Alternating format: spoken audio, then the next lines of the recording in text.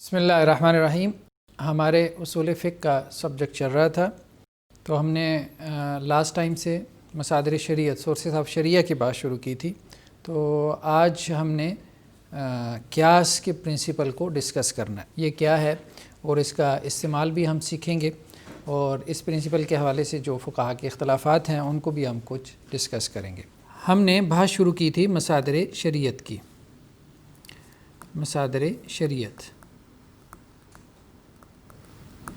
مصادر شریعت میں ہم نے کہا تھا کچھ بنیادی مصادر ہیں اور کچھ جو ہے وہ ثانوی مصادر ہیں، ٹھیک ہے۔ بنیادی مصادر میں کتاب و سنت ہیں، ثانوی مصادر میں ہم نے ابھی تک جو ہے وہ دو مصادر کی بحث پڑھی ہے، اجماع کی اور اقوال صحابہ کی۔ تو کتاب اللہ، سنت رسول، یہ دونوں مصادر ہم تفصیل سے پڑھ چکے۔ ثانوی مصادر میں ہم نے اجماع کی بحث پڑھ لی، اس کے بعد ہم نے اقوال صحابہ کی بحث پڑھ لی کہ صحابہ کے جو اقوال ہیں، ان کے جو فتاوی ہیں، ان کی شرعی حیثیت کیا ہے۔ آج ہمیں جو پرنسپل ڈسکس کرنا ہے وہ ہے قیاس کا پرنسپل، یعنی ثانوی مصادر میں سورسز آف شریعہ میں۔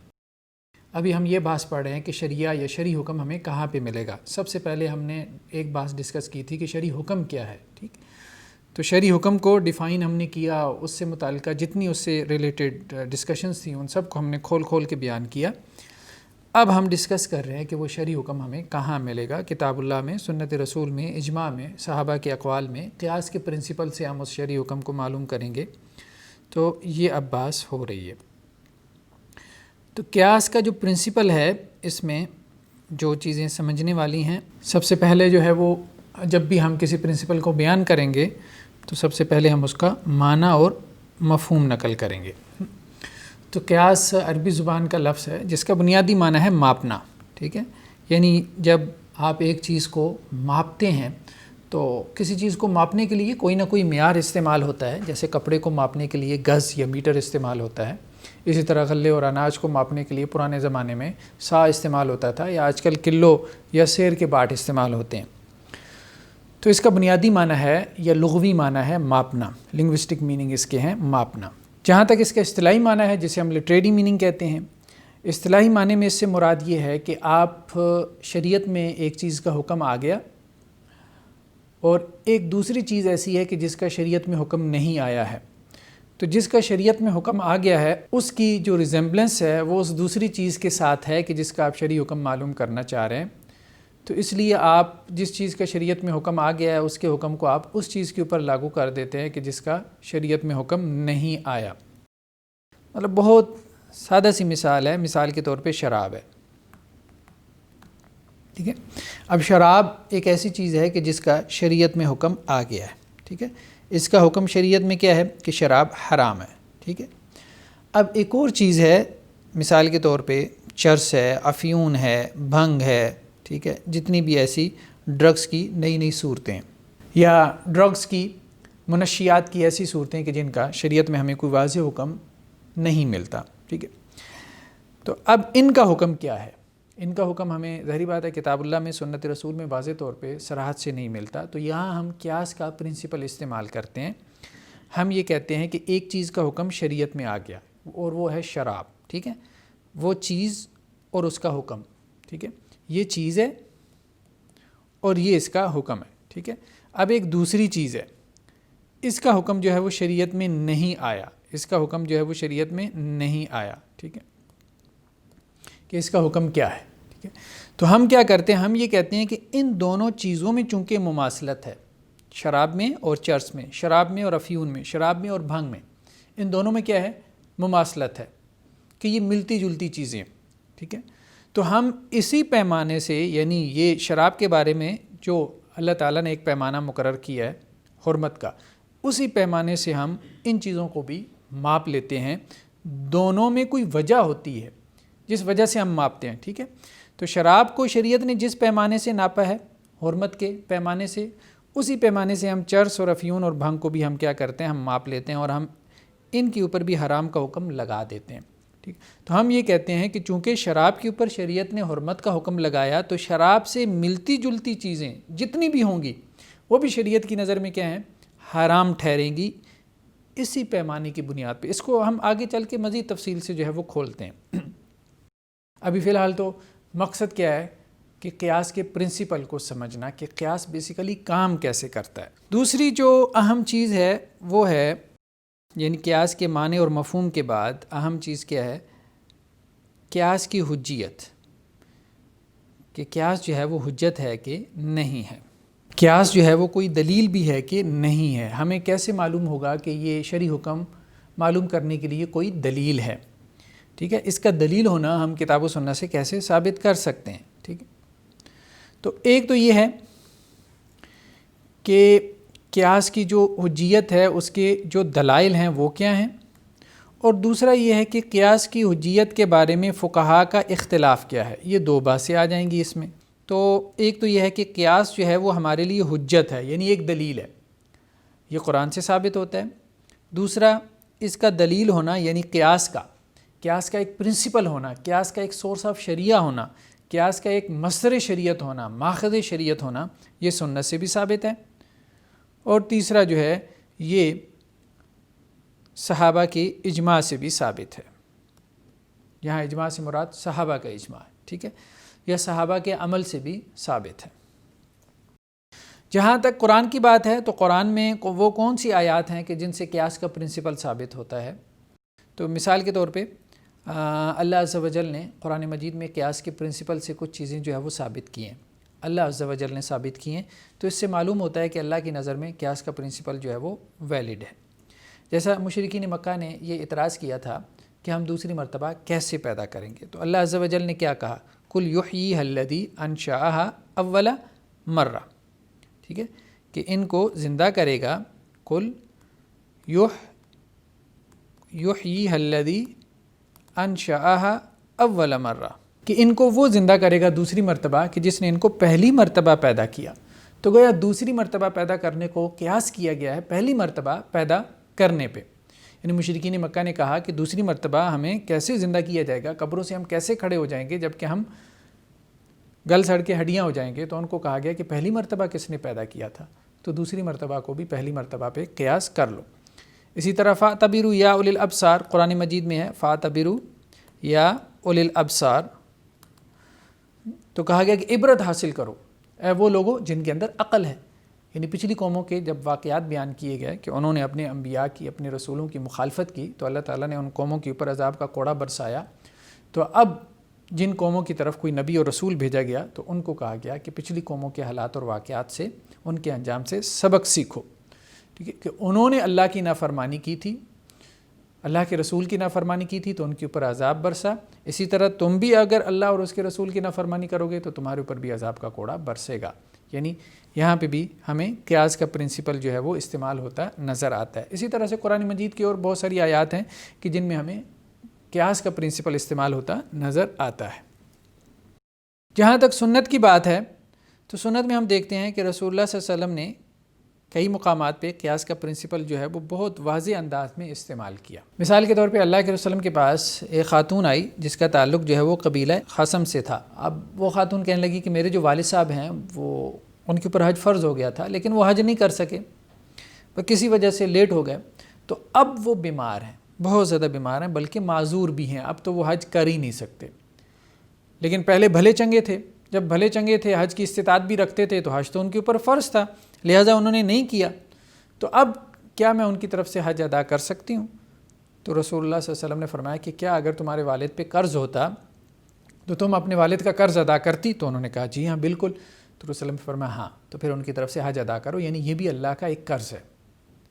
تو رسول اللہ صلی اللہ علیہ وسلم نے گویا کہ حج کے معاملے کو، یعنی اللہ کا جو حق ہے، یعنی حق اللہ کو، رسول اللہ صلی اللہ علیہ وسلم نے حق اللہ کو یعنی اللہ کے حق کو قیاس کیا حق العبد پہ. تو اللہ کے رسول صلی اللہ علیہ وسلم نے فرمایا کہ اگر قرض جو ہے نا، قرض تمہارے والد کے اوپر قرض ہوتا تو تم اس کو ادا کرتی.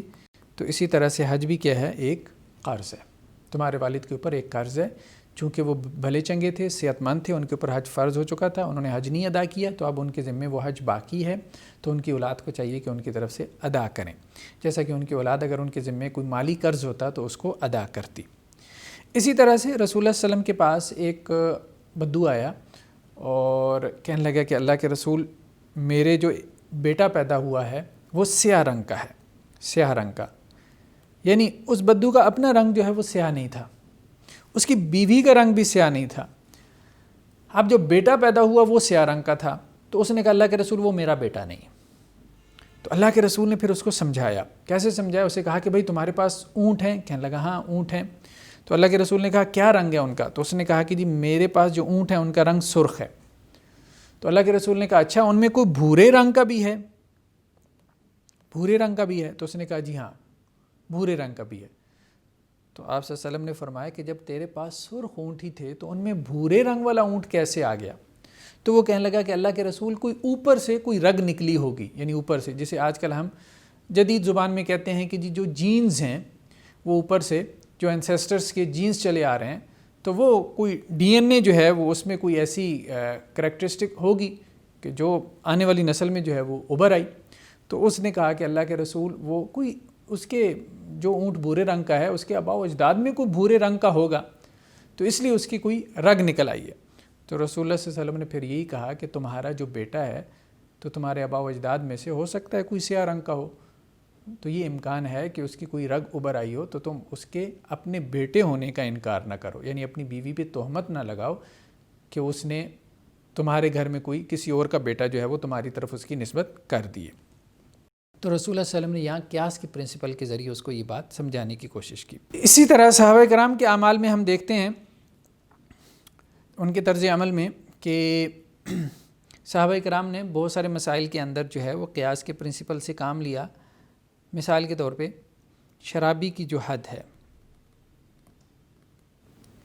اب نصوص میں جو شرابی کی حد ہے تو دو طرح کی نصوص ملتی ہیں، بعض میں جو ہے وہ 80 کوڑوں کا تذکرہ ہے، اور بعض نصوص کے اندر جو ہے یعنی سنت کی جو نصوص ہیں 40 کوڑوں کا تذکرہ ہے، یعنی شراب پینے پہ بعض اوقات 80 کوڑے مارے گئے، بعض اوقات 40 مارے گئے۔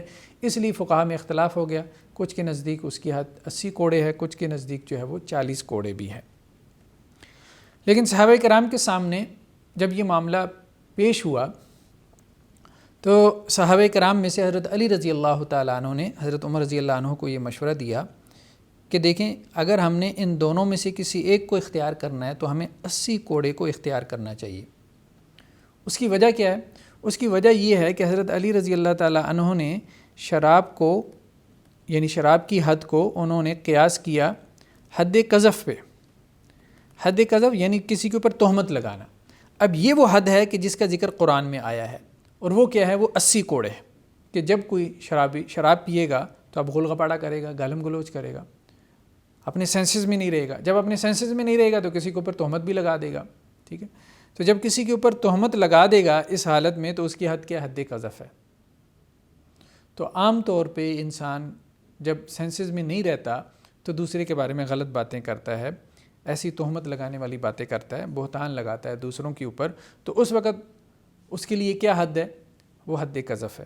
تو شراب کی حد کو جو ہے وہ حد قذف کے اوپر جو ہے وہ اس طرح سے قیاس کیا، اور حضرت علی رضی اللہ تعالیٰ عنہ نے اپنا یہ قیاس جو ہے وہ امیر المومنین حضرت عمر رضی اللہ عنہ کے سامنے پیش کیا، تو حضرت عمر نے صحابہ کرام کے اتفاق کے ساتھ اس حد کو پھر لاگو کر دیا، یعنی شرابی کی حد کو جو ہے وہ 80 کوڑے جو ہے وہ لاگو کر دیا۔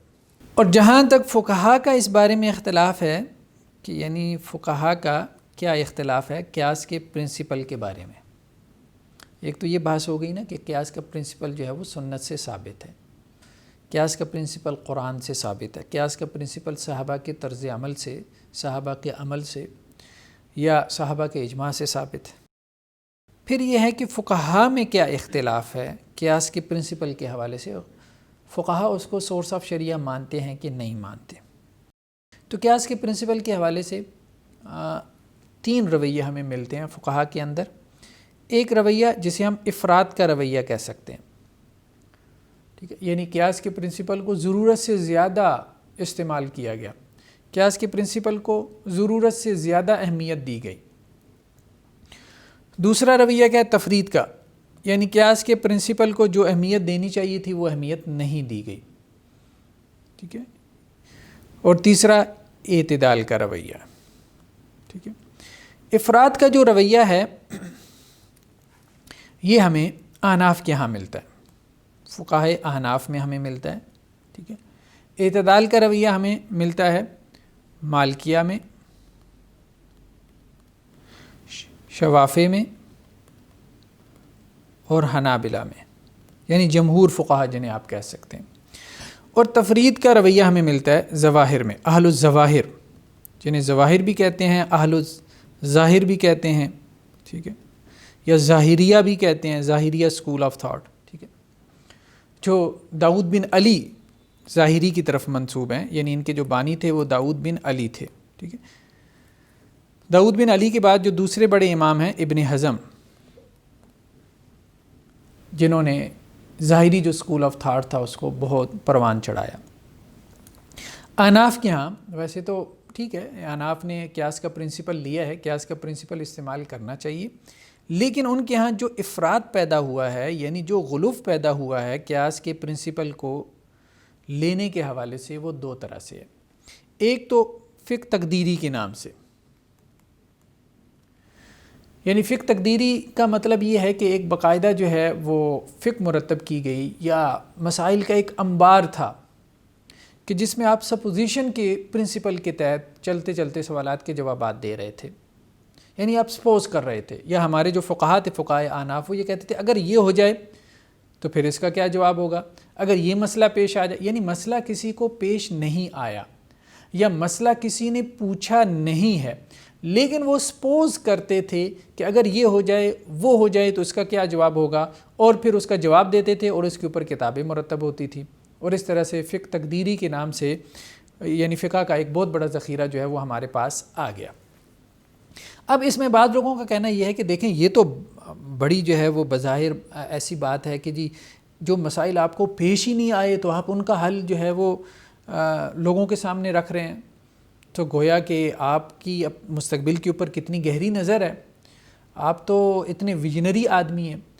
تو کہنے کو تو یہ جملہ جو ہے وہ بڑا دل کو بھاتا ہے کہ ہمارے فقہا اتنے ویژنری تھے کہ مستقبل میں جو مسائل پیش آنے والے تھے ان کے حل بھی پیش کر رہے تھے، لیکن فقہ تقدیری جو ہے وہ اکثر و بیشتر ایسے مسائل کے حل کے اوپر مشتمل ہے، یا فقہ تقدیری میں اکثر و بیشتر ہمیں ایسے مسائل پیش آتے ہیں جنہیں ہم کہتے ہیں کہ جو ناممکنات میں سے ہیں، اور وہ ایسا نہیں تھا کہ ان مسائل کی وجہ سے کوئی آپ کے فقہا کو ویژنری کہے گا یا مانے گا، بلکہ وہ کہے گا کہ یہ لطیفے ہیں جو ہماری فقہ کی کتابوں میں جو ہے وہ درج ہو گئے۔ آج جس زمانے میں ہم بیٹھے ہوئے ہیں تو فقہ تقدیری میں نو ڈاؤٹ کچھ مسائل ایسے تھے جو واقعتاً مستقبل میں پیش آنے والے تھے، اور فقہا نے پہلے سے ہی ان کو سپوز کر کے ان کے بارے میں جو ہے وہ اپنی آراء پیش کی۔ لیکن فقہ تقدیری کا اکثر و بیشتر حصہ ایسے مسائل کے اوپر مشتمل تھا کہ جن کا کوئی تعلق ہی نہیں تھا ہماری روزمرہ زندگی کے ساتھ، وہ ایسی سپوزیشنز تھیں جو اس عالم دنیا کے اندر جن کا وقوع ہی ممکن نہیں تھا۔ مثال کے طور پہ اب آپ جو فقہ حنفی کی کتابیں ہیں، بعض مصادر آپ دیکھیں جیسے الہدایہ ہے یا فتاوی عالمگیری ہے یا اور مطلب جو مصادر کی کتابیں، ان میں آپ دیکھیں ایسے مسائل آپ کو ملیں گے۔ ان مسائل میں سے ایک یہ مسئلہ کہ اگر کسی مرد کا دودھ اتر آئے اور کوئی اس دودھ کو پی لے تو اس سے رضاعت ثابت ہوتی ہے، یعنی وہ اس کا رضائی بیٹا بنے گا کہ نہیں۔ اب مرد کا دودھ اتر آنا، اب ظاہری بات ہے یہ ایک ایسی سپوزیشن ہے کہ آج کل کے میڈیکل سائنس کے دور میں آپ جب لوگوں کے سامنے یہ بات رکھیں گے تو لوگ کہیں گے کہ اس کے اوپر ہنس پڑیں گے، ظاہری بات ہے، تو آپ مذاق بن جائیں گے۔ اسی طرح سے ایک تو یہ ہے کہ رضاعت کے حوالے سے آپ کو عجیب و غریب مسائل نظر آتے ہیں، پھر جو ہے وہ آپ کو نکاح اور طلاق کے حوالے سے، وراثت کے حوالے سے آپ کو عجیب و غریب مسائل نظر آتے ہیں۔ جیسے وراثت کے حوالے سے کہ اگر کوئی مخنث، یعنی جو نہ مرد ہے نہ عورت ہے، ٹھیک ہے، تو اگر کوئی مخنث جو ہے وہ اپنے آپ سے تعلق قائم کر لے اور اس سے کوئی اولاد پیدا ہو، تو اب اس کی اولاد جو ہے وہ اس سے وراثت کیسے حاصل کرے گی؟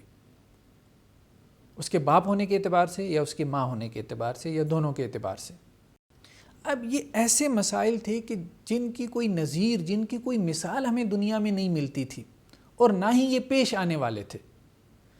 تو یہ غلوف تھا بیسیکلی، اور اس غلوف کی وجہ سے آج بھی ہم دیکھتے ہیں کہ ایک طبقہ جو ہے وہ فقہ کو تنقید کا نشانہ بناتا ہے، اور ان کا ان مسائل کی وجہ سے فقہ کو تنقید کا نشانہ بنانا بالکل بجا بنتا ہے کہ ان مسائل اور اس قسم کے جو دیگر مسائل ہیں ان کی وجہ سے یہ کہنا کہ جی فقہا نے کوئی بہت بڑا کام کر دیا ہے، یہ بالکل جو ہے وہ اللاجیکل بیکار سی بات ہے. آپ سوسائٹی میں نکل کے کبھی لوگوں کو یہ مسائل بتانے کے قابل نہیں ہیں, اور لوگ مطلب دین کے اوپر معترض ہوں گے اگر آپ ان کو بتائیں کہ ہماری فقہ کی کتابوں میں یہ مسائل لکھے ہوئے ہیں, ٹھیک ہے, اور کوئی بتاتا بھی نہیں ہے.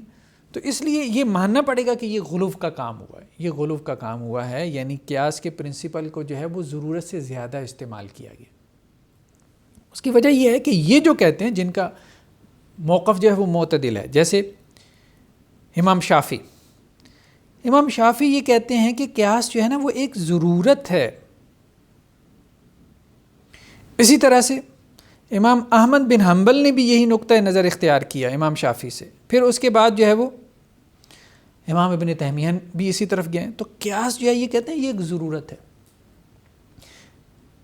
یعنی اگر کسی مسئلے کا حل ہمیں کتاب و سنت سے نہیں ملے گا اور کوئی صاحب ہم سے آ کے مسئلہ پوچھیں گے تو ہم پھر اس کو جواب دیں گے. تو یہ کہتے ہیں قیاس اور اجتہاد, بیسیکلی قیاس ہو یا اجتہاد ہو, یہ ایک ضرورت ہے, یہ کوئی مستقل اصول نہیں ہے کہ آپ اس کی بنیاد پہ جو ہے وہ مسائل اخذ کرتے چلے جائیں, فتاویٰ کی کتابیں مرتب کرتے چلے جائیں. ایسا نہیں. قیاس کا پرنسپل اس وقت استعمال کیا جائے گا جب اس کی ضرورت پڑے گی. دوسرا جو غلوف پیدا ہوا قیاس کی پرنسپل کو استعمال کرنے میں وہ ہے کتاب الحیل کے اعتبار سے. ہیلے کی جمع ہے, الحیل, ہیلا اللیگل ٹرک جسے کہتے ہیں. اللیگل ٹرک یعنی کوئی ایسا کام کرنا کہ اس کی ظاہری صورت جو ہے وہ تو شرع کے موافق ہے, لیکن اس حکم کا جو مقصد ہے وہ فوت ہو گیا. تو یہ کام بہت زیادہ ہوا ہے. ایک کتاب جسے کتاب الحیل کہتے ہیں, اس کی نسبت جو ہے وہ امام محمد کی طرف ہے. امام محمد جو کہ امام ابو حنیفہ کے شاگرد ہیں. امام محمد, اگرچہ اس کتاب کی امام محمد کی طرف نسبت میں اختلاف ہے. بعض فقہا کہتے ہیں کہ نہیں, یہ ان کی کتاب نہیں ہے, یہ رائے بھی موجود ہے. لیکن امام سرخسی کہتے ہیں, سرخسی فقہائے احناف میں سے ایک بڑے امام ہیں سرخسی, امام سرخسی کہتے ہیں کہ نہیں, یہ کتاب انہی کی ہے, امام محمد کی ہے. ٹھیک ہے. اسی طرح سے فقہائے احناف میں بعد میں جو ہے وہ ایک اور کتاب کتاب الحیل کے نام سے سامنے آئی, جس میں کوئی 16,500 کے قریب, مور دین 16,000 آپ کو ہیلے ملتے ہیں. امام خصاف کی کتاب. اور اکثر و بیشتر جو ہیلے ہیں, تمام کی بات نہیں کر رہا, وہ ایسی ہی ہیں کہ جن میں کسی حرام کو حلال بنایا جا رہا ہوتا ہے, یا جن میں کسی فرض سے جان چھڑائی جا رہی ہوتی ہے. تو ایسے تمام ہیلے کہ جن سے حرام جو ہے وہ حلال ہو جائے, فرض جو ہے اس سے جان چھوٹ جائے, فرض سے آپ کی جان چھوٹ جائے, ختم ہو جائے, تو وہ تمام ہیلے جو ہے ظاہری بات ہے یہ غلو ہے. یہ غلو ہے. قیاس کے پرنسپل کے استعمال کا یہ مطلب نہیں تھا. ہیلا کیا ہے؟ ہیلے کو سمجھنے کے لیے آپ مثال کے طور پہ ہیلے کو آپ یوں سمجھیں, اس کو ہم علیحدہ سے مقاصد شریعت کے اندر بھی زیر بحث لے کے آئیں گے, ہیلے کو تفصیل کے ساتھ. مثال کے طور پہ ایک صاحب ہیں کہ جن کے اوپر زکوٰۃ فرض ہے, کوئی خاتون ہے, ان کے پاس 500 تولہ زیور ہے. ٹھیک ہے. اب ظاہری بات ہے کہ ان کے پاس یہ اتنا تولے زیور ہے تو یہ زکوٰۃیبل ایسٹ ہے, اس کے اوپر زکوٰۃ فرض ہے سال کے بعد. اب وہ خاتون مفتی صاحب سے رابطہ کرتی ہیں اور انہیں کہتی ہیں کہ جی میرے اوپر زکوٰۃ فرض ہے. تو مفتی صاحب کہتے ہیں ہاں ظاہری بات ہے کہ یہ تو نصاب کو مال پہنچتا ہے, تو آپ کے اوپر جو ہے زکوٰۃ فرض ہے. اب وہ خاتون کہتے ہیں مفتی صاحب کو کہ نہیں میں تو زکوٰۃ نہیں دینا چاہتی, تو کوئی ہیلا بتا دیں. تو وہ مفتی صاحب کہتے ہیں ہاں ہیلا ہے. ہیلا کیا ہے کہ جب سے آپ نے یہ سونا خریدا ہے اس کے 11 ماہ بعد, ٹھیک 11 ماہ بعد, ظاہری بات ہے زکوٰۃ تو فرض ہوگی 1 سال بعد, تو جس ڈیٹ سے آپ نے سونا خریدا ہے اس کے 11 ماہ بعد آپ وہ سونا جو ہے وہ گفٹ کر دیں اپنے شوہر کو, اپنے ہسبینڈ کو. اب آپ کا شوہر آج کی ڈیٹ میں اس کا مالک بنا ہے, تو اس کے اوپر زکوٰۃ کا فرض ہوگی 1 سال بعد. تو اب وہ کیا کرے, وہ 11 مہینے بعد وہی سونا واپس ہبہ کر دے, گفٹ کر دے اپنی بیوی کو, تو اس کے اوپر بھی زکوٰۃ. اسی طرح چل سو چل آپ کام چلاتے رہیں. تو اب بظاہر دیکھیں کہ یہاں پہ شرعی حکم جو ہے وہ لاگو نہیں ہو رہا. جب سال ہی نہیں گزر رہا تو ان کے اوپر زکوٰۃ بھی فرض نہیں ہو رہی. لیکن بیسیکلی اگر آپ غور کریں تو یہ اللہ کے ساتھ چالاکی ہے. اللہ کے حکم سے بچنے کے لیے اللہ کے ساتھ کیا چالاکی ہے. یہ چالاکیاں کی تھی یہودیوں نے. جیسا کہ قرآن مجید میں تذکرہ ہے کہ اللہ تعالیٰ نے یہود کی ایک بستی کو حکم دیا تھا کہ ہفتے والے دن مچھلیاں نہیں پکڑنی، جو سمندر کے کنارے آباد تھی.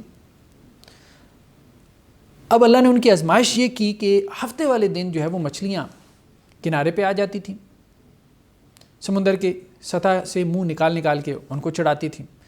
اب ان میں سے ایک گروہ نے کیا کیا کہ سمندر کے کنارے چھوٹے چھوٹے تالاب بنا لیے. ہفتے والے دن جاتے تھے اور مچھلیاں ہانگ کے ان تالابوں میں لے آتے تھے. ان تالابوں کو یعنی سمندر کے پانی کے ساتھ لنک کر دیا چھوٹی چھوٹی نالیوں کے ذریعے. تو وہ مچھلیاں ہانگ کر جب اپنے تالابوں میں لے آتے تھے تو واپسی کا ان کا راستہ بند کر دیتے تھے سمندر میں جانے کا. پکڑتے تھے اتوار کے دن جا کے اور کہتے تھے پکڑی تو ہم نے اتوار کو ہیں. حالانکہ اللہ کا جو مقصد تھا، اللہ کے حکم کا جو مقصد تھا کہ ہفتے والے دن مچھلی نہیں پکڑنی، یعنی دنیا کا کام نہیں کرنا. مطلب کیا؟ اللہ کی عبادت کرو. ہفتے والے دن کو مختص کر لو اللہ کی عبادت کے لیے. یہودیوں کے ہاں ہفتے کا دن تھا اللہ کی عبادت کے لیے، عیسائیوں کے ہاں اتوار کا دن تھا، مسلمانوں کے ہاں جمعہ کا دن ہے. تو اب وہ اللہ کے حکم کا جو مقصد ہے وہ مقصد فوت ہو گیا. اب بظاہر تو انہوں نے مچھلی پکڑی ہے اتوار والے دن، لیکن اللہ تعالیٰ نے اسی وجہ سے اس قوم کے اوپر عذاب نازل کیا جس کا تذکرہ ہمیں سورہ اعراف میں ملتا ہے. تو گویا کہ یہ ہیلا جو ہے یہ بیسیکلی اللہ کے ساتھ چالاکی ہے. یہ قیاس کے پرنسپل کا جو ہے وہ غلط استعمال ہے. یعنی ایسے ہیلے کرنا کہ جن کے ذریعے سے آپ کی فرائض سے جان چھوٹ جائے یا جن کی وجہ سے کوئی حرام آپ کے لیے حلال ہو جائے. جہاں تک بات ہے یہ تو تھا کہ قیاس کے پرنسپل میں افراط، یعنی ہم نے کہا قیاس کے پرنسپل کو ہم نے ماننا ہے، لیکن ہم نے قیاس کے پرنسپل کو اتنا بھی نہیں ماننا، اتنا بھی اس کو استعمال نہیں کرنا کہ اس کی وجہ سے ہم شریعت کے تارک ہو جائیں. کتاب و سنت کے احکامات جو ہے وہ ہم چھوڑنا شروع کر دیں، یا ہم اس کی وجہ سے جو ہے وہ دین کو ایک مذاق بنا دیں جیسے فقہ تقدیری ہے. قیاس کے پرنسپل کے حوالے سے معتدل جو موقف ہے وہ ہے شوافی اور حنابلہ کا. امام شافعی نے دیا، پھر اس کو امام احمد بن حنبل نے اس کو اختیار کیا.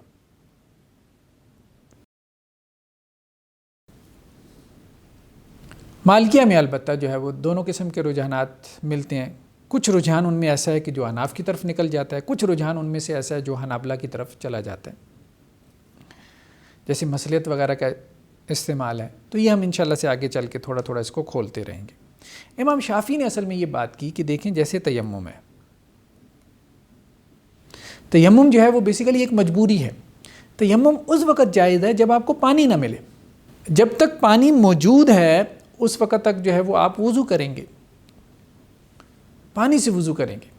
لیکن اگر پانی نہ ہو تو پھر آپ تیمم کریں گے. تو تیمم اصل حکم نہیں ہے، تیمم مجبوری کا حکم ہے، مجبوری کا حکم ہے. تو اسی طرح سے قیاس کا پرنسپل جو ہے یہ کوئی مستقل یا اصل حکم نہیں ہے، یہ مجبوری کا پرنسپل ہے. یعنی کتاب و سنت میں ایک چیز نہیں ملی، ایک چیز ایک مسئلہ آپ کو پیش آ گیا اور کتاب و سنت میں اب آپ کو مل نہیں رہا، تو اب آپ مجبوری میں قیاس کا پرنسپل جو ہے وہ استعمال کریں گے، ضرورت کے تحت قیاس کا پرنسپل استعمال کریں گے. تو یہ کہتے ہیں کہ اجتہاد ہو یا قیاس ہو یہ دونوں ایک ضرورت ہیں، ان کی کوئی مستقل حیثیت نہیں ہے کہ ہر وقت بس قیاس ہی کرتے رہو، ہر وقت اجتہادی کرتے رہو، ہر وقت قیاس ہی کرتے رہو، اجتہادی کرتے رہو.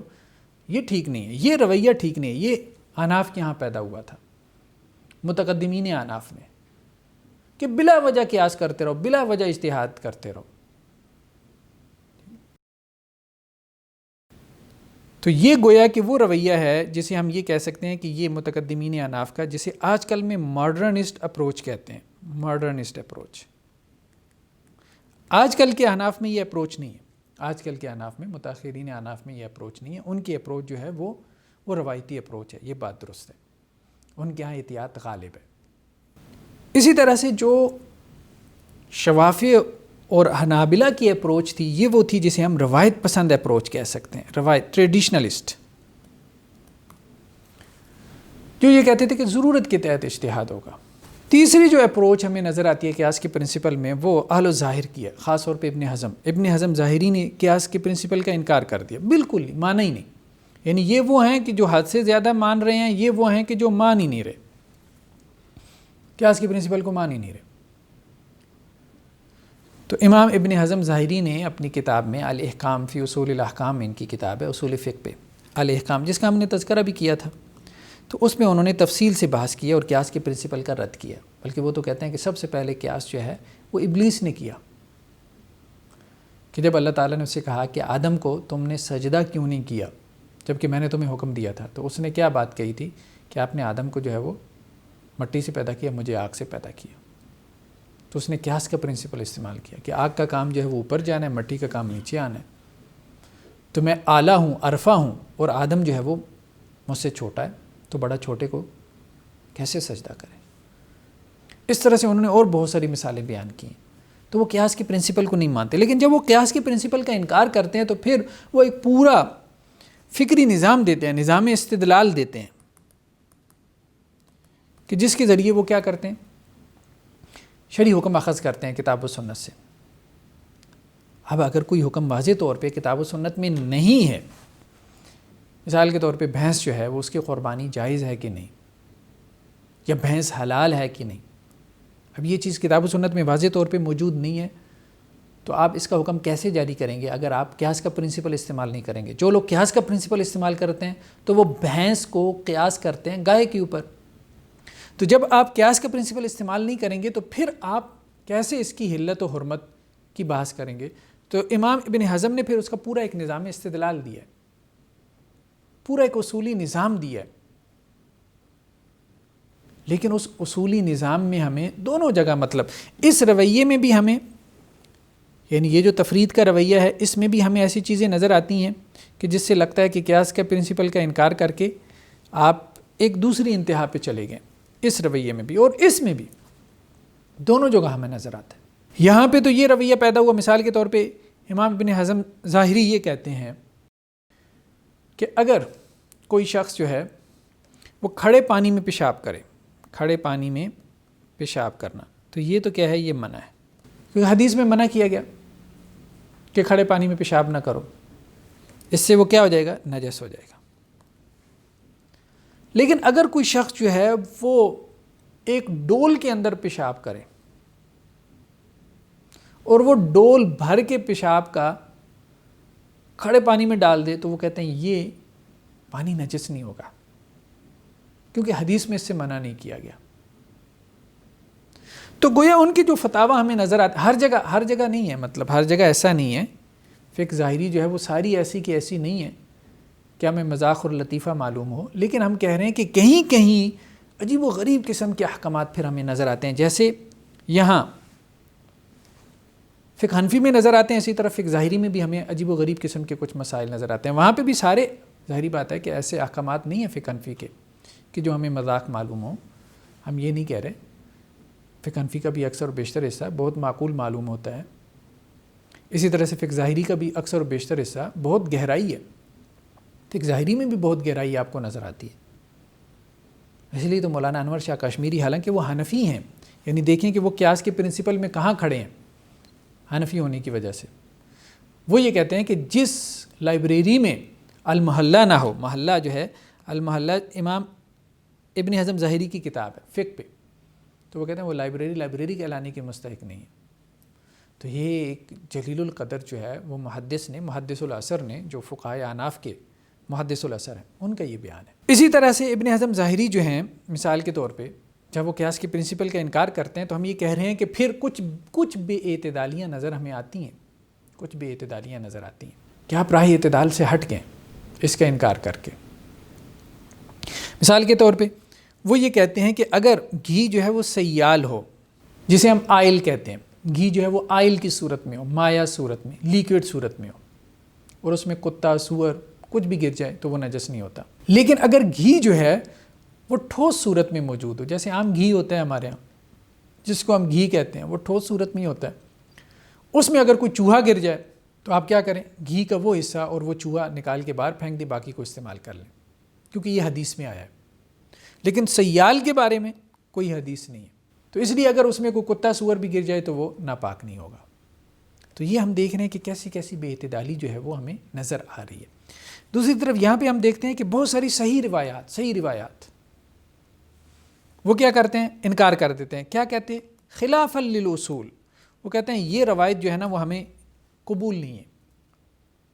فقہائے احناف کہتے ہیں کیوں؟ کیونکہ یہ اصول کے خلاف ہے، اور اصول سے ان کی مراد کیا ہوتی ہے؟ قیاس. یعنی قیاس کے پرنسپل کو انہوں نے اصول کا درجہ دے دیا، جبکہ دوسرے فقہاء یہ کہتے ہیں کہ اصل اور اصول جو ہے یہ بیسیکلی یہ الفاظ کتاب و سنت کے لیے ہیں، جیسے اصول دین، کیونکہ اصول تو وہ ہیں ہمارے دین کے، قیاس تو ہمارے دین کا اصول نہیں ہے، سیکنڈری سورس ہے.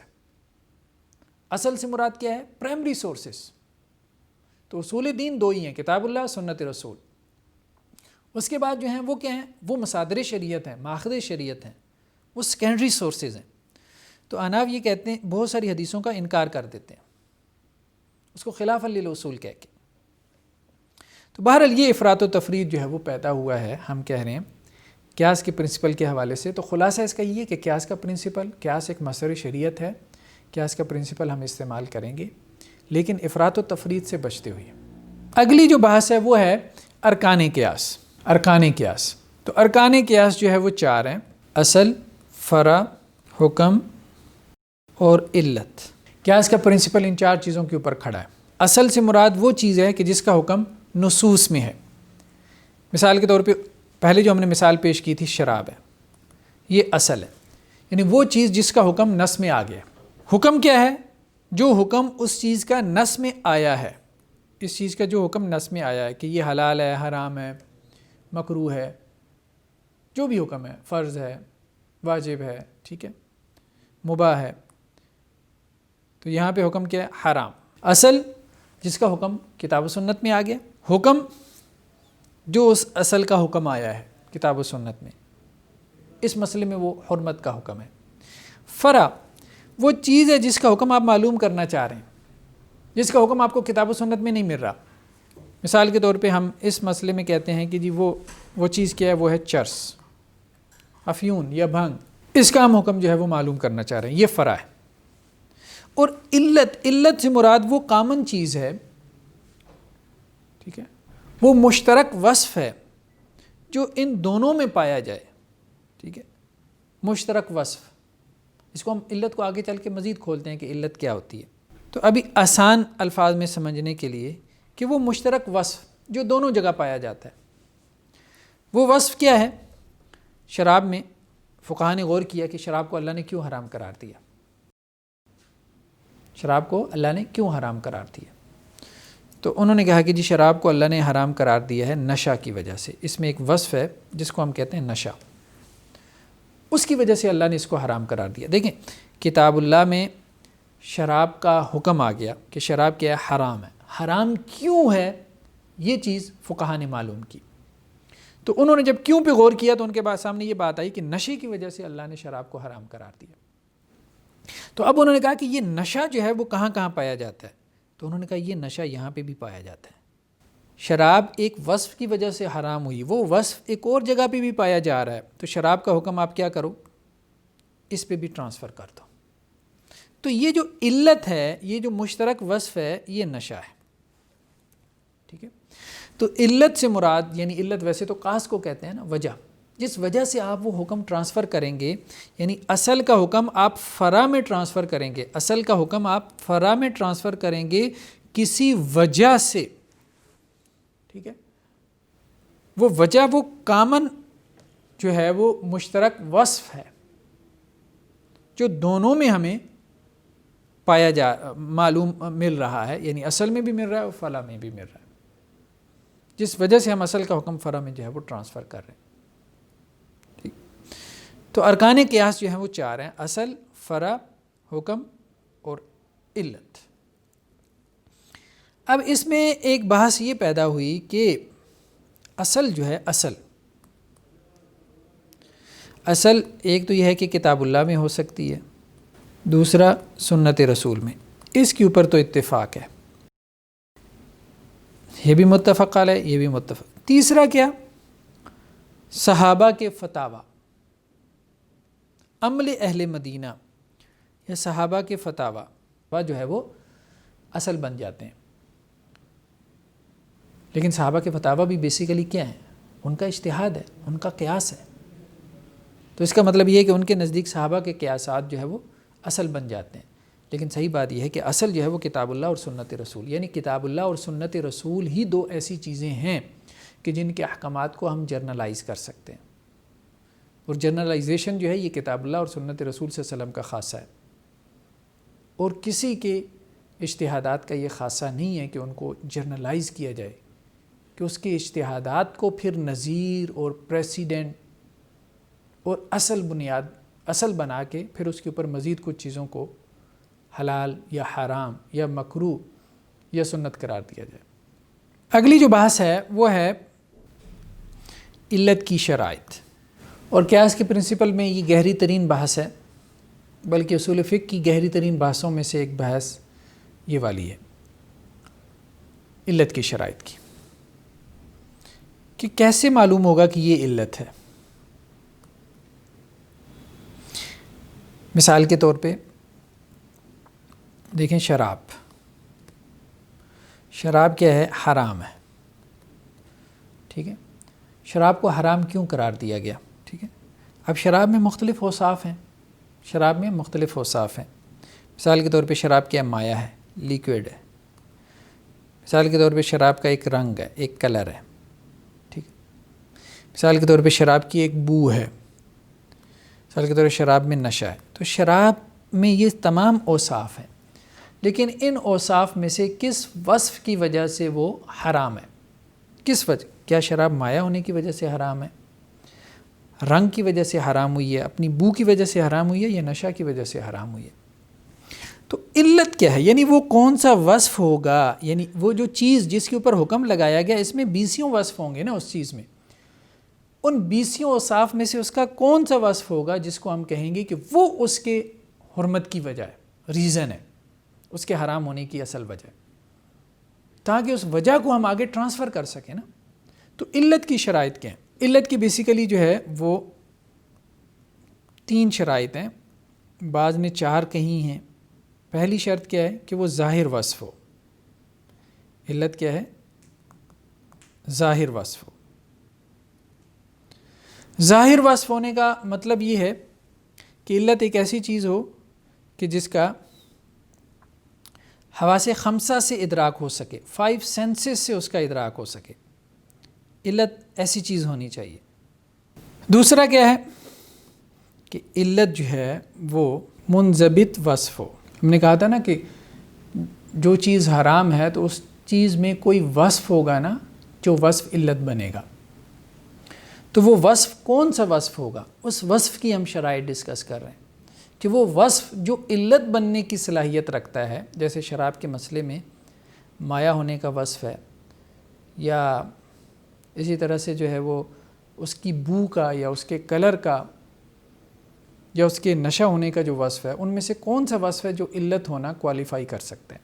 تو ہم نے کہا کہ وہ وصف ایسا ہونا چاہیے، ایک تو وہ ظاہر وصف ہو، جس وصف کو آپ علت بنا رہے ہیں وہ ظاہر وصف ہونا چاہیے، 5 سینسز سے اس کا ادراک ہو سکتا ہو.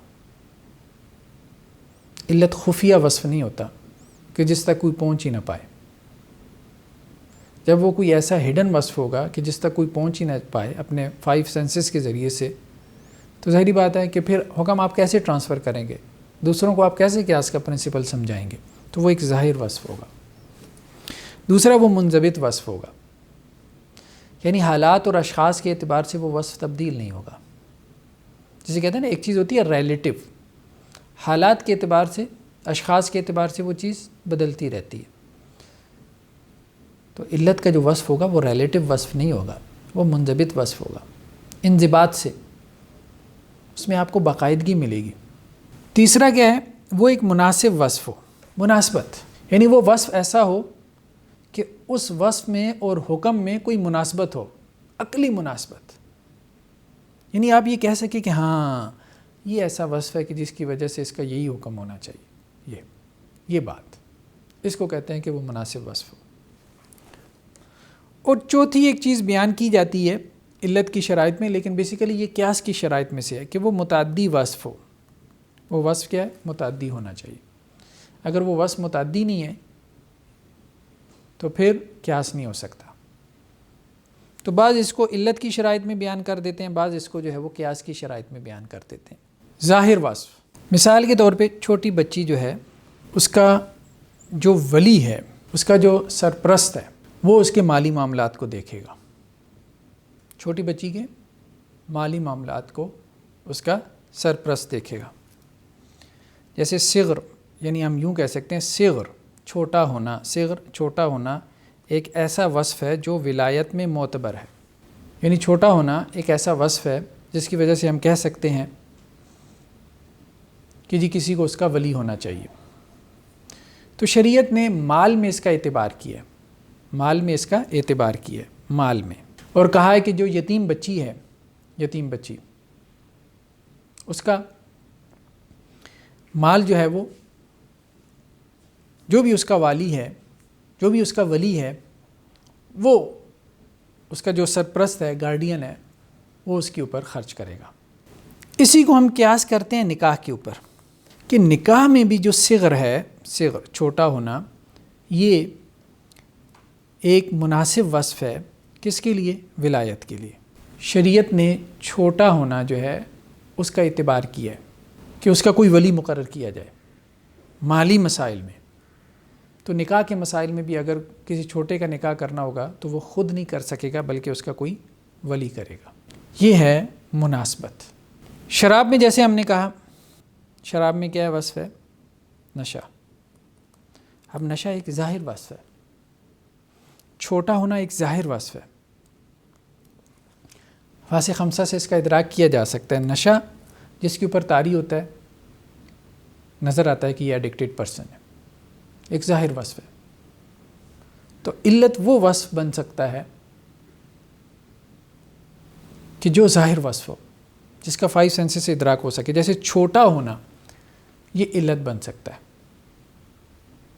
دیکھیں نا، اللہ تعالیٰ نے کہا ہے کہ چھوٹی جو بچی ہے وہ اپنا مال خود خرچ نہیں کر سکتی، اس کا ولی خرچ کرے گا. یہ جو حکم ہے اس کی علت کیا ہے؟ اس کا چھوٹا ہونا، یا کیا علت ہے اور اس کے علاوہ کیا علت ہے؟ تو اس کا چھوٹا ہونا ہی اس کی علت ہے کہ وہ ابھی بالغ نہیں ہے، عاقل نہیں ہے. یہی اس کی علت ہے. اس لیے اس وصف کا چھوٹے ہونے کا ہم اور بہت سارے احکامات میں، ولایت کے احکامات میں اس کا اعتبار کر سکتے ہیں. تو یہ قیاس ہو جائے گا. منضبط وصف، یعنی وہ وصف ایسا ہونا چاہیے جو منضبط ہو. جیسے نشہ ہے، اب جو بندہ شراب پیے گا اس کو نشہ آئے گا، اکثر و بیشتر ایسے ہی ہے، نشہ آئے گا.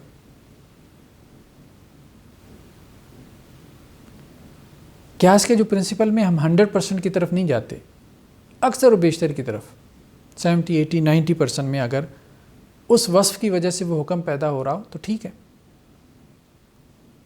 وہ ایک منضبط وصف ہے. مثال کے طور پہ ہم یہ دیکھتے ہیں،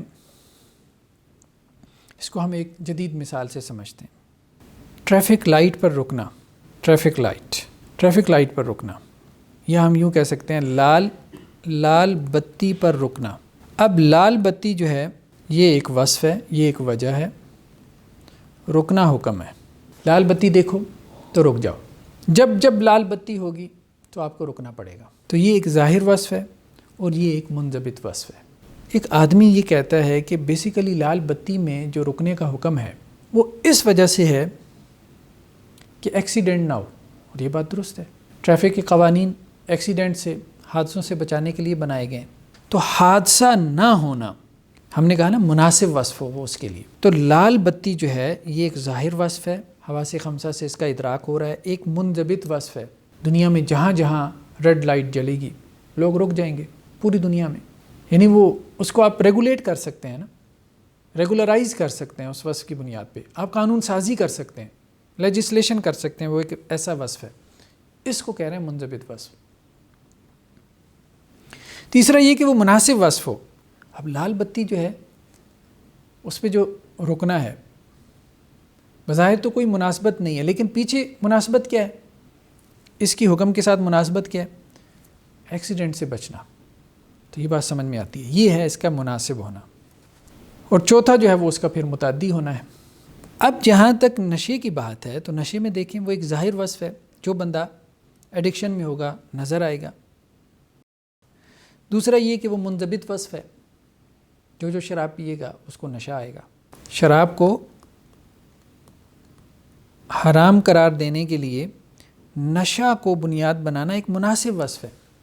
شراب کو حرام قرار دینے کے لیے اس کے مایع لیکوڈ ہونے کو وصف قرار دینا یہ مناسبت نہیں ہوگی، عقلی مناسبت نہیں ہے اس میں۔ شراب کو کیوں حرام قرار دیا؟ اس لیے کہ وہ لیکوڈ ہے۔ یہ بات عقل کو نہیں بھاتی کہ لیکوڈ ہونا کوئی وجہ ہے کسی چیز کو حرام قرار دینے کی۔ چلیں نشہ ہونا تو سمجھ میں آتا ہے کہ نشہ کرے گا تو سینسز بھی نہیں رہے گا، سینسز بھی نہیں رہے گا، اپنا نقصان کرے گا، کسی کا نقصان کرے گا، کسی کو قتل کر دے گا۔ عام طور پہ جو لوگ کار ایکسیڈنٹس میں کار جن کی کریشز کرتی ہیں، یورپ میں بھی ہم دیکھیں اکثر و بیشتر ممالک میں، تو وہ کیا ہے؟ نشے میں ڈرائیونگ کر رہے ہوتے ہیں۔ تو نشے کو حرام قرار دینا یہ بہرحال ایک مناسب وصف ہے، عقلی مناسبت ہے۔ اسی طرح سے چھوٹی بچی کی جو ہے وہ کسی کو ولی مقرر کرنا، اس میں اس کا چھوٹا ہونا کہ وہ عاقل بالغ نہیں ہے، یہ ایک مناسب وصف ہے اس حکم کے لیے کہ اس کا کوئی ولی ہو جو اس کے معاملات کی دیکھ بھال کرے۔ تو یہ ہے مناسبت۔ متعدی کیا ہے؟ متعدی جیسے دیکھیں قصر ہے، قصر کرنا ایک حکم ہے۔ آپ نماز کو قصر کر سکتے ہیں، یعنی سفر کی حالت میں آپ کیا کر سکتے ہیں؟ نماز آدھی پڑھ سکتے ہیں، 4 فرض کو آپ 2 فرض پڑھ سکتے ہیں۔ قصر کرنے کا جو حکم ہے اس کی علت کیا ہے؟ سفر ہے۔ نماز قصر کرنا، نماز قصر کرنا یہ ایک حکم ہے، اس کی علت کیا ہے؟ سفر ہے۔ اب سفر متعدی نہیں ہے، سفر کی علت آپ اور کہاں دیکھ سکتے ہیں سوائے سفر کے؟ سفر کا وصف ایک ایسا وصف ہے جو سفر کے علاوہ کہیں اور آپ کو نہیں ملے گا، جہاں بھی آپ کو یہ ملے گا وہ سفر ہی ہوگا۔ تو سفر کا وصف ایک ایسا وصف ہے جو متعدی وصف نہیں ہے، دوسری جگہوں پہ نہیں پایا جا سکتا۔ تو وہ وصف جس کو آپ علت بنا رہے ہیں اس کو متعدی ہونا چاہیے، کیونکہ آپ نے اس کو اصل سے ٹرانسفر کرنا ہے فرع کے اندر۔ ایک جگہ سے دوسری جگہ آپ نے اس وصف کی بنیاد پہ حکم کا انتقال کرنا ہے، تو وہ وصف اگر اصل کے علاوہ دوسری جگہوں میں بھی پایا جائے گا تو تبھی تو اصل کا حکم دوسری جگہوں پہ ٹرانسفر ہوگا۔ تو متعدی اسی کو کہتے ہیں نا، وہ چیز جو کہ قابل انتقال ہو، ایک جگہ سے دوسری جگہ منتقل ہو جاتی ہو۔ اب شراب کے اندر جو وصف ہے نشہ، وہ ایک ایسا ہے کہ دنیا میں ہزاروں چیزوں میں نشہ پایا جا سکتا ہے، ٹھیک ہے؟ لیکن یہ ہے کہ سفر جو ہے، سفر ایک ایسا وصف ہے جو ہزاروں چیزوں میں نہیں پایا جا سکتا، سفر میں ہی پایا جائے گا، تو یہ متعدی وصف نہیں ہے۔ تو جو وصف جو ہے وہ متعدی نہ ہو تو وہ علت نہیں بن سکتا، جو وصف متعدی ہو وہ علت بن سکتا ہے۔ جیسے شراب میں مایع ہونا یہ ایک متعدی وصف ہے، کیونکہ مایع ہونا دودھ میں بھی پایا جاتا ہے۔ مایع ہونا جو ہے وہ لسی کے اندر بھی پایا جاتا ہے۔ مایع ہونا جو ہے وہ 10 قسم کے جو ڈرنکس ہیں ان میں پایا جاتا ہے۔ لیکوڈ ہونا یہ ایک ایسا وصف ہے۔ لیکن مایع ہونا جو ہے وہ کوئی مناسب وصف نہیں ہے کہ شراب کو مایع ہونے کی وجہ سے حرام قرار دے دیا، یہ کیا بات ہے؟ متعدی وصف تو ہے لیکن مناسب وصف نہیں ہے۔ اسی طرح سے منضبط وصف بھی نہیں ہے مایع ہونا۔ کیوں؟ کیونکہ جو چیز مایع ہے وہ حرام نہیں ہے، دودھ حرام نہیں ہے، لسی حرام نہیں ہے، چائے حرام نہیں ہے، کوک حرام نہیں ہے، تو یہ منضبط وصف بھی نہیں ہے کہ جہاں جہاں مایع ہونا پایا جائے وہ چیز حرام ہوتی چلی جائے شریعت میں، تو یہ منضبط وصف بھی نہیں ہے، یعنی ریلیٹیو ہے، کچھ مایع حرام ہے کچھ مایع حلال ہے، تو وہ یہ منضبط وصف بھی نہیں ہے مایع ہونا، مناسب وصف بھی نہیں ہے، ظاہر وصف ہے، متعدی وصف ہے۔ تو 2 شرائط پوری ہو رہی ہیں مایع ہونے میں، تو اس لیے مایع ہونے کو ہم علت نہیں بنائیں گے، اس کو ہم علت نہیں بنائیں گے، صرف ہم نشے کو ہم علت بنائیں گے، نشہ۔ کیوں؟ کیونکہ اس میں 4 اوصاف پائے جا رہے ہیں۔ تو اب یہاں پہ ایک بحث پیدا ہوئی ہے، وہ بحث یہ ہے کہ اگر 2 اوصاف میں اختلاف ہو جائے، انضباط اور مناسبت میں، تو کس کو آپ ترجیح دیں گے؟ اس بارے میں 2 موقف ہیں۔ ایک جمہور فقہا کا، جمہور فقہا یہ کہتے ہیں کہ آپ انضباط کو ترجیح دیں گے، منضبط وصف ہونا، اور حنابلہ کا ایک گروہ یا مالکیہ کا ایک گروہ جو مصلحت کے پرنسپل کو زیادہ استعمال کرتے ہیں، جیسے ابن تیمیہ، ابن قیم وغیرہ، اور اسی طرح مالکیہ میں سے بھی بعض لوگ یہ کہتے ہیں آپ مناسبت کو ترجیح دیں گے. یعنی اگر یہ وصف بھی پایا جا رہا ہو، یہ وصف بھی پایا جا رہا ہو، لیکن ان دو میں سے ایک کو اگر آپ ملحوظ رکھیں گے تو دوسرا چھوٹ جائے گا، تو کس کو آپ ترجیح دیں؟ تو جمہور کہتے ہیں انضباط کو ترجیح دیں، کیونکہ قانون سازی انضباط کی بنیاد پہ ہوتی ہے. حنابلہ اور مالکیہ کا ایک گروہ، ابن تیمیہ وغیرہ، کہتے ہیں نہیں، مناسبت کو ترجیح دیں. وہ کہتے ہیں ممکن حد تک انضباط کو ترجیح دیں، لیکن بعض جگہوں پہ آپ مناسبت کو ترجیح دیں تاکہ قیاس کا پرنسپل رہے، جمود کا شکار نہ ہو جائے. اس کی مثال جیسے ابھی ہم نے کہی تھی لال بتی ہے. لال بتی ایک منضبط وصف ہے، ٹھیک ہے، کس کے لیے؟ رکنے کے لیے، کہ آپ لال بتی کے اوپر رک جائیں. لیکن اگر مناسبت پوری ہو رہی ہو، مناسبت یہاں پہ کیا ہے اس حکم میں؟ رکنے کو، ایکسیڈنٹ نہ ہو، رات کے 12 بجے ہیں، سڑکیں خالی ہیں، مناسبت پوری ہو رہی ہے، آپ لال بتی پہ نہیں رکیں گے، نکل جائیں گے، ایکسیڈنٹ نہیں ہوگا.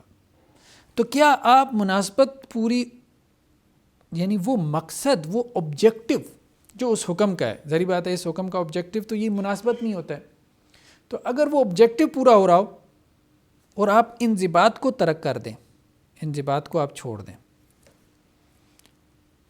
مناسبت پہ عمل کر لیں، رات کے 12 بجے جو ہے اگر سڑکیں خالی ہیں اور آپ ایکسیڈنٹ کا اندیشہ نہیں ہے، دور دور تک کوئی گاڑی نہیں ہے، اور آپ لال بتی کراس کر جائیں، تو کیا یہ درست ہوگا؟ تو یہ کہتے ہیں کہ جی مناسبت پوری ہو گئی ہے، ایکسیڈنٹ نہیں ہوا، تو ٹھیک ہے. جس وجہ سے وہ حکم دیا گیا تھا، لال بتی پہ رکنا تو کوئی وجہ نہیں ہے نا، کوئی معقول چیز نہیں ہے. لال بتی پہ رکنے کا حکم اصل میں ایکسیڈنٹ سے بچنے کے لیے دیا تھا، تو ایکسیڈنٹ سے بچنا یقینی طور پہ اگر آپ کو نظر آ رہا ہے کہ آپ بچ سکتے ہیں تو لال بتی پہ رکنا یہ بہرحال یہ اس کو ریگولرائز کرنے کے لیے تھا. کیونکہ اگر ہم لوگوں کے اوپر چھوڑ دیں گے کہ وہ یہ فیصلہ کریں کہ وہ ایکسیڈنٹ سے بچ پائیں گے کہ نہیں بچ پائیں گے، پھر تو بہت ایکسیڈنٹس ہوں گے. تو اس لیے ہم نے اس کو منضبط کیا تھا. تو انضباط وہ کہتے ہیں اصل نہیں ہے، اصل یہ چیز ہے، مناسبت ہے. یہ کہتے ہیں کہ نہیں، انضباط اصل ہے. اس طرح اگر آپ لوگوں کو چھوٹ دیں گے، ایک کو دیں گے، دو کو دیں گے، تو پھر وہ ایکسیڈنٹ کر بیٹھیں گے. جمہور فقہا یہ کہتے ہیں. تو ابن تیمیہ یہ کہتے ہیں کہ نہیں، بعض مسائل میں آپ کو ایسا کرنا پڑے گا، ورنہ آپ بہت زیادہ قانون کرتے کرتے آپ قانونی جمود کا شکار ہو جائیں گے. قانون آپ کا متحرک نہیں رہ جائے گا، وہ انصاف نہیں کر پائے گا. مثال کے طور پہ وہ یہ کہتے ہیں کہ جیسے مسافر جو ہے نا، مسافر، اس کے لیے کیا ہے؟ وہ روزہ چھوڑ سکتا ہے. روزہ جو ہے وہ دوسرے دنوں میں رکھ لے. چھوڑنے سے مراد یہی ہے، دوسرے دنوں میں وہ روزے کی گنتی پوری کر لے. یہ مسافر کے بارے میں. اب وہ بندہ جو کہ مسافر نہیں ہے، مثال کے طور پہ بھٹے پہ کام کرتا ہے، بھٹے پہ مزدوری کرتا ہے، سارا دن آگ کے اوپر جو ہے وہ اینٹیں تپاتا ہے. اب یہ مسافر سے زیادہ مشقت میں ہے، تو کیا یہ روزہ دوسرے دنوں میں رکھ سکتا ہے؟ مثال کے طور پہ چھٹی والے دن، اتوار والے دن رکھ لے، رمضان کا روزہ چھوڑ دے. تو جمہور فقہا کہتے ہیں کہ نہیں، روزہ جو ہے وہ دوسرے دنوں میں جو رکھنا ہے اس کی رخصت کس کے لیے؟ صرف مسافر کے لیے. یعنی سفر کیا ہے؟ سفر ایک منضبط وصف ہے. حکمت کیا ہے؟ حکمت کیا ہے؟ مسافر کو کیوں چھوٹ دی گئی دوسرے دنوں میں روزہ رکھ لے؟ یعنی مناسبت کیا ہے؟ مشقت مسافر کے لیے ہوگی سفر میں اگر روزہ رکھے گا. تو ابن تیمیہ وغیرہ یہ کہتے ہیں، یہ گروہ، کہ مشقت کو اہمیت دو، سفر کو اہمیت نہ دو. تو اگر تمہیں نظر آ رہا ہے کہ بھٹے پہ جو مزدوری کر رہا ہے وہ مسافر سے زیادہ مشقت میں ہے، اور مسافر کو بھی اللہ نے رخصت دی ہے سفر کی وجہ سے نہیں، سفر تو کیا ہوتا ہے، سفر میں مشقت ہے، اس لیے اللہ نے اس کو رخصت دی ہے. تو بھٹے پہ مزدوری کرنے والا اگر اس مسافر سے زیادہ مشقت میں ہے تو اس کو بھی وہ رخصت دو جو اللہ نے اس کو دی ہے. ورنہ تو یہ قیاس کا پرنسپل جمود کا شکار ہے کہ مسافر کو رخصت ہے جو ڈیوو میں سفر کر رہا ہے، لاہور سے جو ہے وہ اسلام آباد 4 گھنٹے کا اے سی کوچ میں سفر کر رہا ہے، اور جو سارا دن جو ہے وہ ٹوکری سر پہ اٹھا رہا ہے، آگ کے اندر جو ہے وہ اینٹیں ڈھو رہا ہے، اس کو دوسرے دنوں میں روزہ رکھنے کی رخصت نہیں ہے. تو آپ کی شریعت جو ہے وہ عجیب انجسٹس اس کے اندر معلوم ہوگا. جو جمہور فقہا ہیں وہ یہ کہتے ہیں کہ اگر آپ نے یہ بات کہی کہ نہیں، مشقت کو اہمیت دینی چاہیے، تو ہر بندہ جو ہے وہ کیا کرے گا؟ پھر کہے گا کہ جی میں بھی مشقت میں ہوں. ایک بندہ گھر سے باہر نکلے گا تو وہ کہے گا کہ جی جہاں پہ جا رہا ہوں تو میں بھی مشقت میں ہوں. تو نہیں، وہ یہ کہتے ہیں کہ نہیں، ہم یہ نہیں کہہ رہے کہ یہ مشقت کا تعین وہ بندہ خود کرے، یہ مشقت کا تعین مفتی کرے، اور وہ اس بات پہ کرے کہ جتنی مشقت جو ہے وہ مسافر کو ہوتی ہے سفر میں، کم از کم اتنی یا اس سے زیادہ مشقت کسی اور کام میں پائی جائے تو وہ کیا کر سکتا ہے، وہ حکم وہاں پہ ٹرانسفر کر سکتا ہے اس مشقت کی بنیاد پہ، مناسبت کی بنیاد پہ. تو اصل میں ڈیبیٹ یہ پیدا ہوئی کہ بنیادی وصف کیا ہے، ان چاروں اوصاف میں حکم کو ٹرانسفر کرنے کے لیے بنیادی وصف کیا. تو بنیادی وصف تو انضباطی ہے، لیکن بعض مسائل میں ابن تیمیہ وغیرہ یہ کہتے ہیں کہ آپ انضباط کے بجائے مناسبت کو اہمیت دیں، بھلے انضباط ٹوٹ جاتا ہو. یعنی یہاں پہ سفر جو ہے وہ باقی نہیں رہا، سفر تو ایک ایسی علت تھی جسے آپ دوسری جگہ ٹرانسفر کر ہی نہیں سکتے تھے، اس لیے وہاں پہ قیاس کا پرنسپل جمود کا شکار ہو گیا، کیونکہ وہ علت متعدی نہیں ہے اگر آپ سفر کو علت بناتے ہیں تو. لیکن اگر آپ مناسبت کو علت بنا لیتے ہیں، مناسبت کی بنیاد پہ اس کے علت ہونے کا فیصلہ کر لیتے ہیں، تو پھر وہ ٹرانسفر ہو جائے گا، پھر قیاس ہو جائے گا. تو یہ قیاس کے پرنسپل میں تھوڑی سی توسیع تھی عقلی بنیادوں کے اوپر، تاکہ وہ رخصتیں جو اللہ تعالیٰ نے اپنے بندوں کے لیے رکھی ہیں، ان سے اللہ تعالیٰ کے جو بندے ہیں وہ اچھے طریقے سے ان کو اویل کر سکیں. نیکسٹ جو بحث ہے وہ ہے مسالک علت. مسالک علت سے کیا مراد ہے؟ علت معلوم کرنے کے طریقے کون سے ہیں؟ ٹھیک ہے، ابھی تو ہم نے علت کو پڑھا نا کہ خود علت کیا ہے، اب یہ ہے کہ علت کو معلوم کیسے کرنا ہے. تو اس کے 8-9 طریقے ہمیں اصول فقہ کی کتابوں میں ملتے ہیں، لیکن ابھی ہم زیادہ تفصیل میں نہیں جاتے ان میں، موٹے موٹے طریقوں کی طرف، کیونکہ ہمارا یہ جو کورس ہے یہ ظاہری بات ہے بگننگ لیول کا ہے. اس کے بعد ایک انٹرمیڈیٹ کا لیول کا کورس ہو سکتا ہے اصول فقہ میں، ایک ایڈوانس لیول کا ہو سکتا ہے. تو علت کے معلوم کرنے کا ایک طریقہ کیا ہے؟ نص ہے. دوسرا طریقہ کیا ہے؟ اجماع سے علت معلوم ہو. تیسرا طریقہ کیا ہے؟ صبر و تقسیم، چھان پھٹک سے. نص سے یعنی نص میں ہی تذکرہ آ جائے علت کا.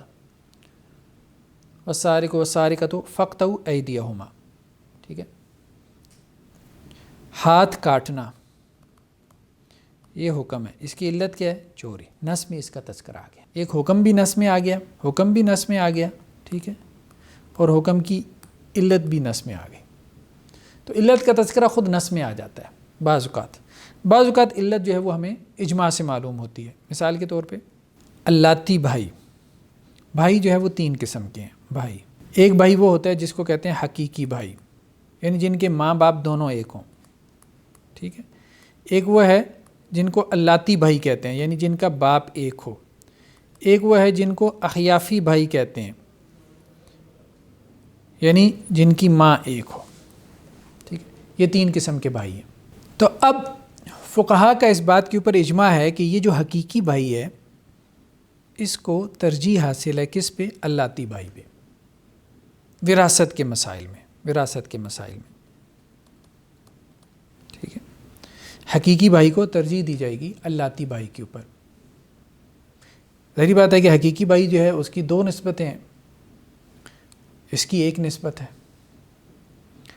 تو اب یہ ایک علت ایسی ہے کہ حقیقی بھائی ہونا یہ قابل ترجیح ہے اللاتی بھائی ہونے پہ. اب یہ ایک ایسی علت ہے کہ جو اجماع سے ہمیں معلوم ہوئی وراثت کے مسائل میں. اب اس علت کی بنیاد پہ آگے قیاس ہو سکتا ہے. صبر و تقسیم، اس میں جیسے 3 چیزیں اہم ہیں: تنقیح المنات، تخریج المنات اور تحقیق المنات.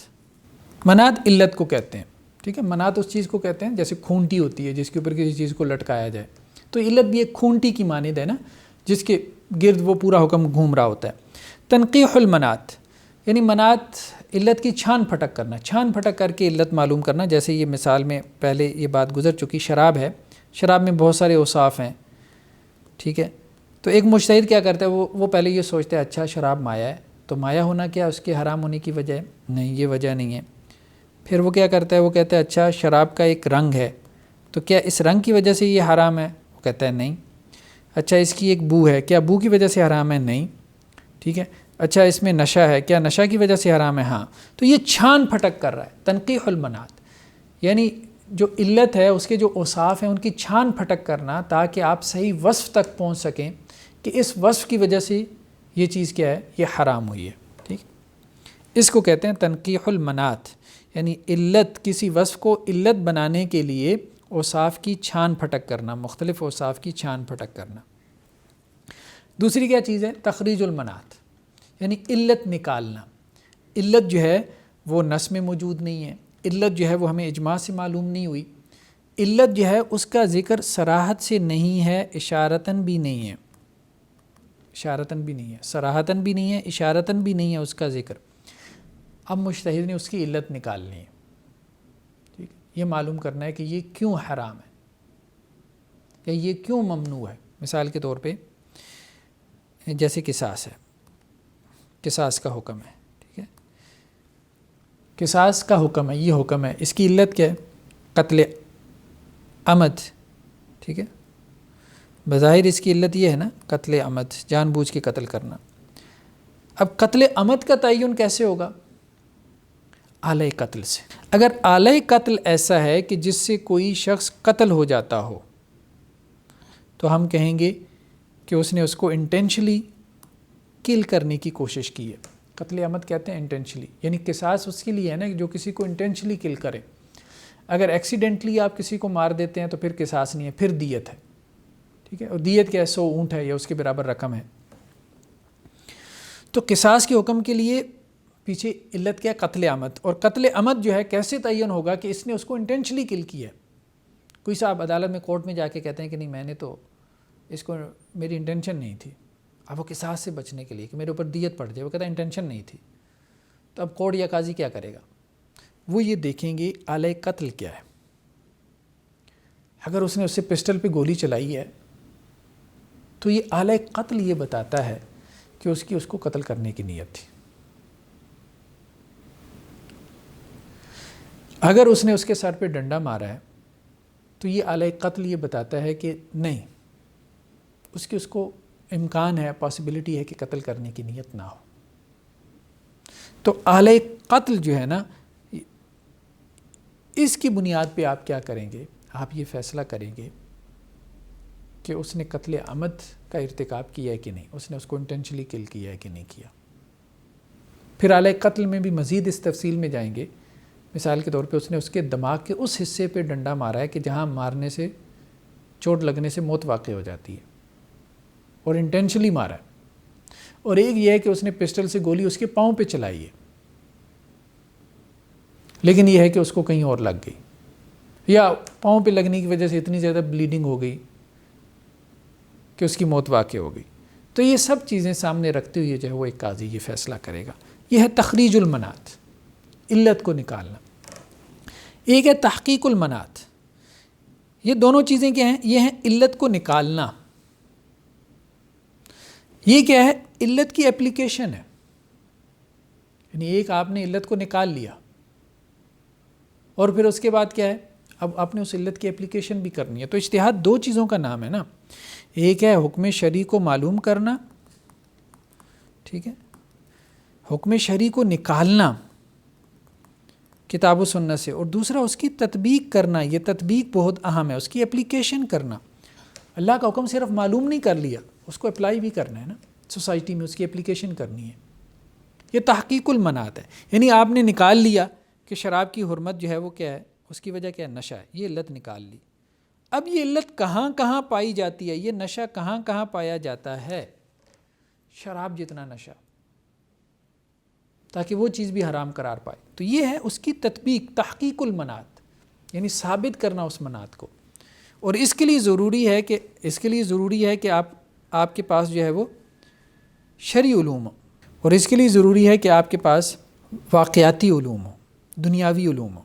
اپلیکیشن کے لیے ضروری ہے نا کہ آپ کو یہ معلوم ہو کہ جہاں آپ اللہ کا حکم اپلائی کرنے جا رہے ہیں خود اس چیز کے بارے میں آپ کو نالج ہو. دنیاوی علوم آپ کے پاس ہونے چاہیے، تب آپ صحیح اپلیکیشن کر پائیں گے. اللہ کا حکم تو آپ معلوم کر لیں گے، لیکن اللہ کا حکم وہاں پہ لاگو ہو رہا ہے کہ نہیں ہو رہا، اس کے لیے جو ہے وہ دنیاوی علوم کا ہونا بھی ضروری ہے. ایک مفتی، ایک مجتہد، ایک فقیہ کے پاس. اس لیے فقہائے اناف میں یہ باتیں آپ کو مل جاتی ہیں. وہ یہ کہتے ہیں کہ تجارت کے معاملات میں، بزنس کے معاملات میں جو بندہ مارکیٹ کے بارے میں نہیں جانتا، بازار کے بارے میں نہیں جانتا، بازاروں کے چکر نہیں لگاتا، وہاں پہ لوگوں کے ساتھ اٹھتا بیٹھتا نہیں ہے، تو وہ بیوع کے معاملات میں فتاویٰ نہ دے، جو جدید معاملات ہیں بیوع کے، بزنس کے۔ تو یہ بات اہم ہے کہ فقیہ کو، مفتی کو امر واقع کا بھی علم ہونا چاہیے، ٹھیک ہے۔ یعنی یہ ہے فقہ الاحکام، فقہ الاحکام، احکام کی سمجھ تو کتاب و سنت سے آئے گی، اور یہ ہے فقہ الواقع، واقعاتی سوجھ بوجھ۔ فقہ الاحکام کو فقہ الواقع پہ لاگو کرنا یہ اجتہاد ہے۔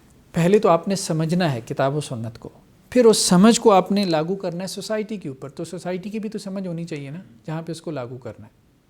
اللہ کا حکم تو سمجھ میں آ گیا، لیکن اللہ کا حکم جہاں لاگو ہو رہا ہے اس چیز کی بھی تو سمجھ ہونی چاہیے، نہیں تو وہاں اللہ کا حکم لاگو کر دیں گے جہاں اللہ کا حکم لاگو نہیں کرنا چاہیے تھا، اس چیز کی سمجھ نہ ہونے کی وجہ سے۔ تو یہ ہے علت کو معلوم کرنے کے مسالک۔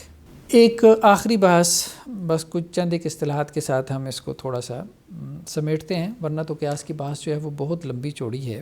قیاس کی اقسام، ایک تو ہم اس کو علت کے اعتبار سے تقسیم کر سکتے ہیں کہ علت کے اعتبار سے جو ہے وہ قیاس کی 3 قسمیں بنتی ہیں۔ ایک یہ کہ اصل میں جتنی علت ہے اتنی ہی فرع میں بھی ہو،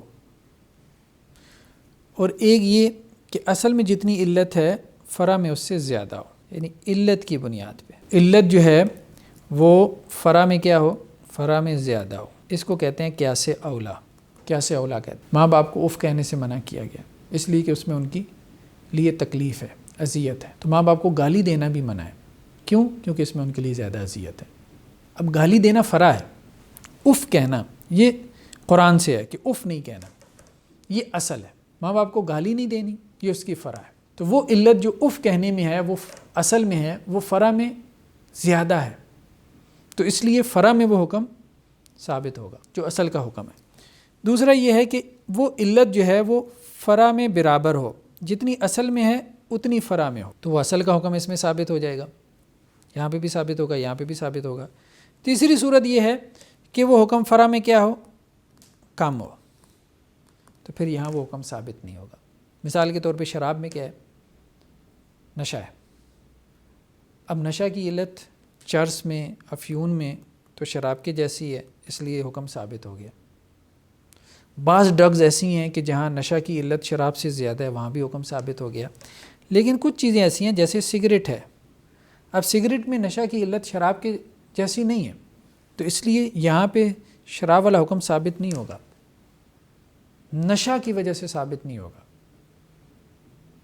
جو علماء اس کو حرام کہتے ہیں، جیسے سعودی علماء یا دوسرے علماء، وہ نشہ کی وجہ سے حرام نہیں کہتے، وہ کہتے ہیں فضول خرچی ہے، فضول خرچی کو اللہ نے حرام قرار دیا، اس لیے سگریٹ نوشی حرام ہے، نشہ کی وجہ سے حرام نہیں ہے، کیونکہ اس میں شراب جیسا نشہ نہیں ہے۔ تو اگر وہ علت جتنی اصل میں پائی جاتی ہے اس سے کم اگر فرع میں علت پائی جائے تو اصل کا حکم فرع میں ٹرانسفر نہیں ہوگا، برابر درجے کی علت پائی جائے پھر حکم ٹرانسفر ہوگا، یا زیادہ فرع میں علت پائی جائے پھر حکم ٹرانسفر ہوگا۔ اسی طرح سے قیاس کی 2 اور قسمیں کی گئی ہیں اصل کے اعتبار سے۔ اگر اصل ایک ہو تو اس کو قیاس معنی کہتے ہیں، اور اگر اصل جو ہے وہ ایک سے زائد ہو تو اس کو قیاس شبہ کہتے ہیں۔ یہ امام شافعی نے تقسیم کی ہے، یعنی وہ جو فرع ہے وہ فرع، بعض اوقات وہ اصل ایک ہے جس کے اوپر آپ اس کو قیاس کر رہے ہیں، وہ اصل ہی ایک ہے تو اس کو قیاس معنی کہتے ہیں۔ بعض اوقات جو فرع ہے اب اس کی مشابہت ایک اصل کے ساتھ نہیں ہے، کئی اصلوں کے ساتھ ہے، یعنی وہ جو فرع ہے اچھا اس کے ساتھ بھی اس کو مشابہ قرار دے سکتے ہیں، اس کے ساتھ بھی دے سکتے ہیں، تو اب کس اصل کے ساتھ اس کو مشابہ قرار دیں، اس کو قیاس شبہ کہتے ہیں۔ اس میں مشابہت کا ایک پہلو آ جاتا ہے نا۔ تو یہ قیاس کے پرنسپل کے حوالے سے ہماری جو ہے وہ کچھ بحث ہوئی ہے، قیاس کو ہم نے کچھ سمجھنے کی کوشش کی ہے۔ مزید یہ ہے کہ استحسان کا پرنسپل ہو یا مصلحت کا پرنسپل ہو، وہ بھی قیاس سے نکلی ہوئی پرنسپل ہیں، ان میں بھی مزید اس کی کچھ باتیں جو ہے وہ کھل جائیں گی انشاءاللہ سے۔